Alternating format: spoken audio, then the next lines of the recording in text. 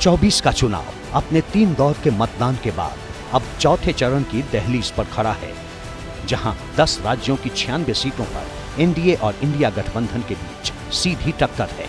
लेकिन असल इम्तिहान उन महारथियों का होगा जिनकी साख दांव पर लगी है।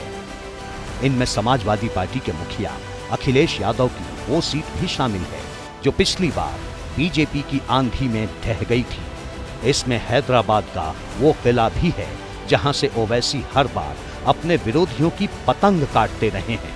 चुनाव के इस फेज में मोदी सरकार के 3 मंत्री अजय मिश्र टेनी, गिरिराज सिंह और नित्यानंद राय के सियासी भविष्य का भी फैसला होना है। साथ ही शत्रुघ्न सिन्हा, अधीर रंजन चौधरी और ललन सिंह जैसे दिग्गजों के सामने भी अपनी प्रतिष्ठा को बचाए रखने की चुनौती है।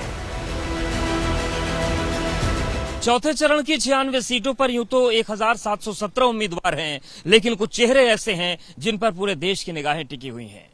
ये केवल सीटें नहीं, वो किले हैं जिनमें अगर सेंध लगी तो वो बड़े से बड़े सिंहासन को हिला सकते हैं। चौथे चरण की सबसे हॉट सीट है उत्तर प्रदेश की कन्नौज, जहां कहने के लिए तो 15 प्रत्याशी ताल ठोक रहे हैं, लेकिन असली टक्कर अखिलेश यादव और बीजेपी के सुब्रत पाठक के बीच है। तो बीजेपी की हार होने में केवल 4 कदम बाकी हैं, केवल 4 चरण। अभी तक तो वो नीचे जा चुके हैं बहुत। ये चौथे चरण का चुनाव जो बिल्कुल बीच का चुनाव है, बताओ भारतीय जनता पार्टी का पूरा बैलेंस खराब कर दोगे कि नहीं करोगे? ये परिवार जो है वो जीतता है तो भी नहीं आता है और हारता है तो भी नहीं आते हैं। कन्नौज वो सीट है जहां 1999 के बाद से समाजवादी पार्टी का एक छत्र राज रहा। यहां से मुलायम सिंह यादव से लेकर अखिलेश यादव और डिंपल यादव तक देश की सबसे बड़ी पंचायत में पहुंचे। लेकिन 2019 में सियासी हवा ऐसी बदली कि कन्नौज भी भगवामय हो गया। बीजेपी के सुब्रत पाठक ने डिंपल यादव को 12,353 वोट से हरा दिया।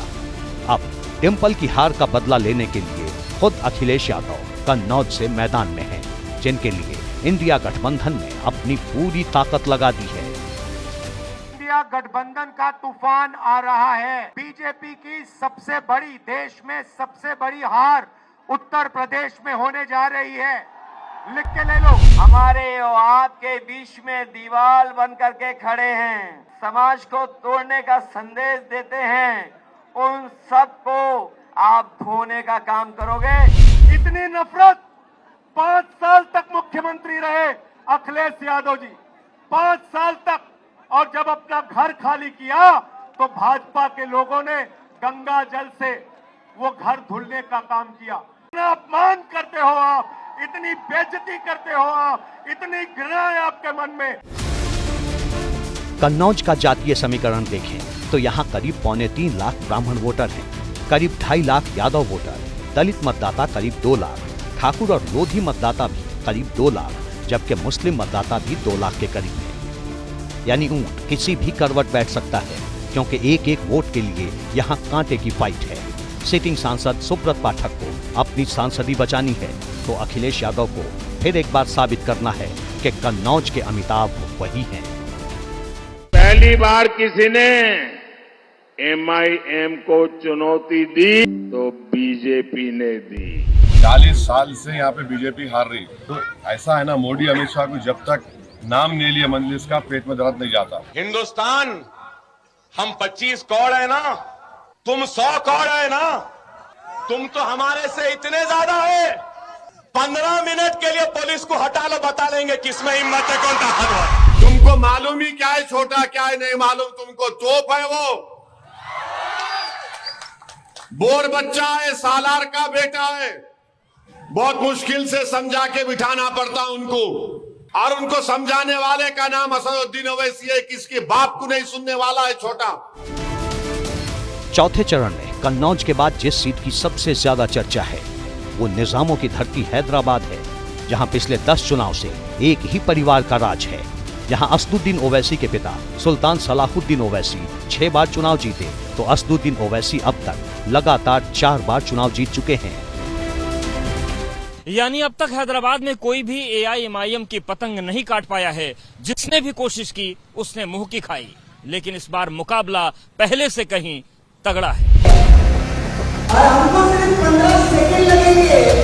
15 सेकंड अगर पुलिस वाला आया तो छोटे को बड़े को ये पता नहीं लगा कहां से आया और कहां को गया। ले लीजिए 15 सेकंड ने बल्कि 1 घंटा ले लीजिए ना। हम भी देखना चाह रहे हैं कि आप में कितनी इंसानियत अभी बाकी है या नहीं है। करिए। कौन डर रहा है? कौन डर रहा है? हम तो तैयार हैं।